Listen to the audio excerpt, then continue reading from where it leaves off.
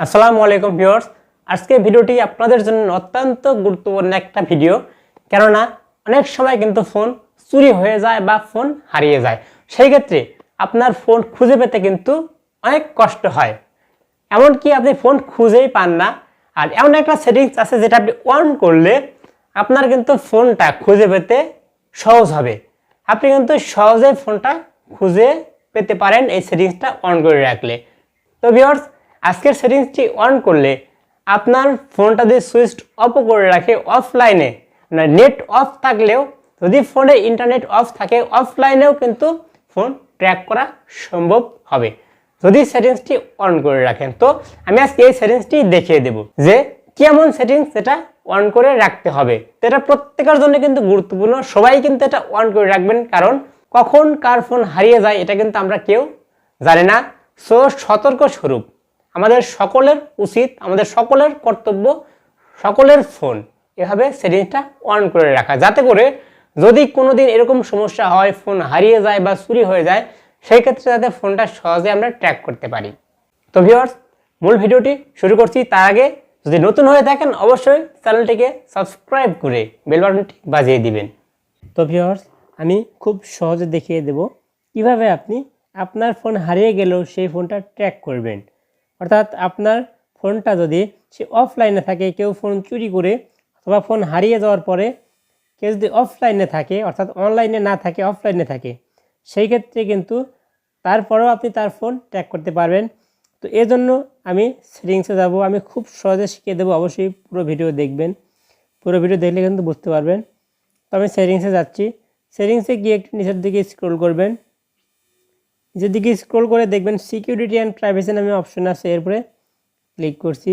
Click করার পরে এরকম ইন্টারফেস আসবে।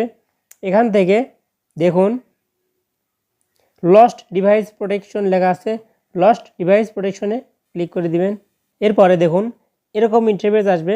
এখান থেকে দেখুন অফলাইন ফাইন্ডিং লেখা আছে, এখানে অফলাইন ফাইন্ডিং এটা অফ করা আছে, এটা আপনি অন করে দিবেন। যদিও আপনি এটা, আমি অন করে দিচ্ছি, যদিও আপনার এটা অন থাকে, আবারও এখানে অন করছি, দেখুন অন কিন্তু হয়ে গেছে।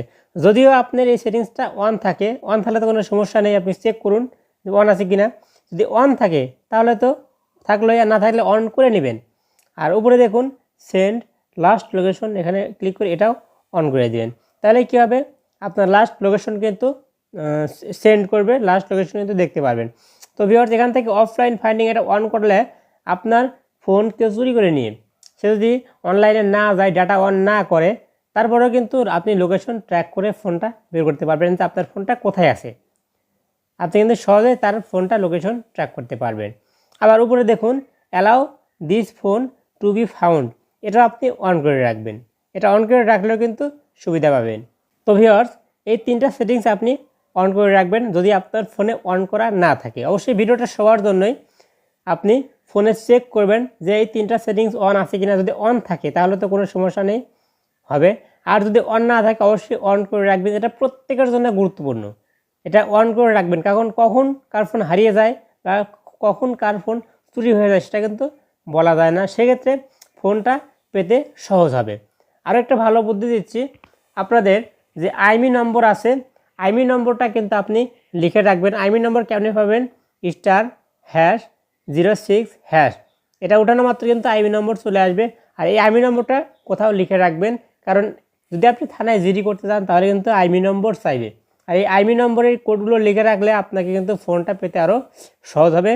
তো এই কাজটা অবশ্যই, এই সেটিংসগুলো অবশ্যই অন করে রাখবেন। আবার আইমি নম্বরটাও আপনি রেখে দিবেন, যাতে করে আপনার ফোনটা সহজেই খুঁজে পেতে পারেন।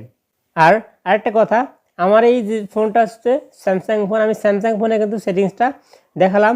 তো এক একটা ফোনে কিন্তু সেটিংস এক এক রকম হতে পারে, কারণ বিভিন্ন কোম্পানির সবার সেটিংস কিন্তু একরকম নয়, তবে সেটিংস কিন্তু সকল ফোনেই থাকে।